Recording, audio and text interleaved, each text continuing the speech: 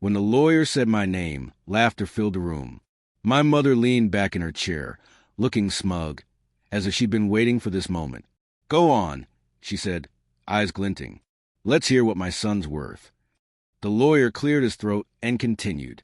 "To my grandson," he read, "I leave $1. The air went still. Only my mother's sharp, triumphant laugh broke the silence. My sister hid her smirk behind her hand, while my father muttered, "Seems about right." I sat perfectly still. No reaction, no tears, no satisfaction for them to feed on. All my life, I've been a shadow in their bright, perfect world. My sister Lily was a miracle child, talented, adored, the kind they showed off at dinner parties. I was the one they forgot to mention. Straight A's, scholarships, achievements, none of it mattered. They always had a way of cutting it down. Lily did better, or at least you didn't cost us anything. The only person who'd ever seen me differently was my grandfather. He treated me like I mattered, like I belonged. After he died, my mother said he'd pitied me. That word burned for years. So when I sat in that panel room and listened to the lawyer announce Lily's inheritance, $6.9 million, and watched my family celebrate like they just won the lottery, I didn't feel envy. I felt clarity. I stayed silent through the rest of the reading, watching them toast with fake tears and real greed. Lily leaned close and whispered, "Guess Grandpa finally saw your value." But when the lawyer closed the folder, he didn't leave. Instead, he looked at me and slid a small sealed envelope across the table. "Your grandfather asked me to give this to you privately," he said. My mother's smile faltered. "What's that?" "Just a note," I said, tucking it into my pocket. Then I stood and walked out before anyone could see my shaking hands. The letter was written in my grandfather's familiar, uneven handwriting. If you're reading this, it means I've finally run out of patience with them. The money wasn't a gift. It's a test. The true inheritance lies beneath what they think they've gained. I taught you to look deeper. Do that one last time. He'd sign it with coordinates. The next morning, I drove to his old vineyard, the land he'd nurtured for 50 years until my parents sold it without his consent. It was wild now, overtaken by weeds and silence.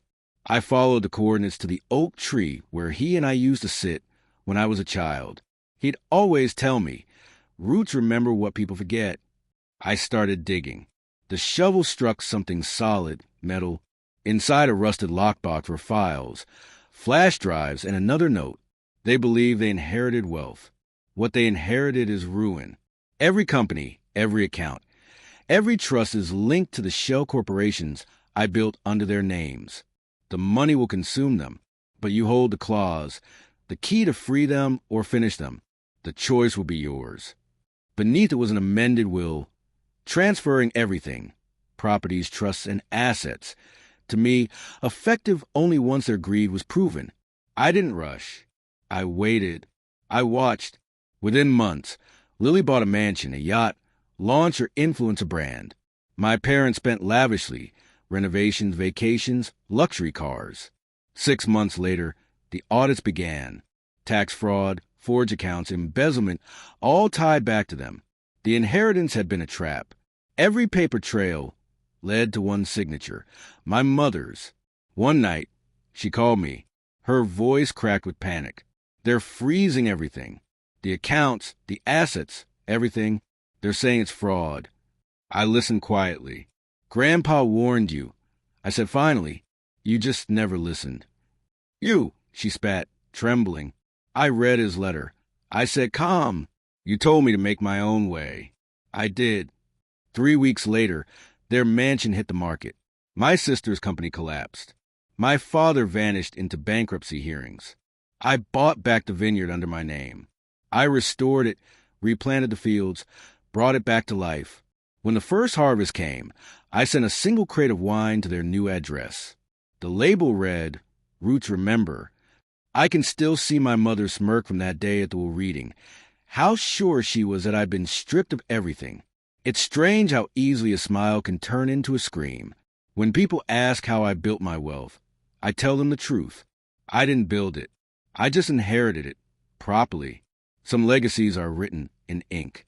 Mine was written in vengeance.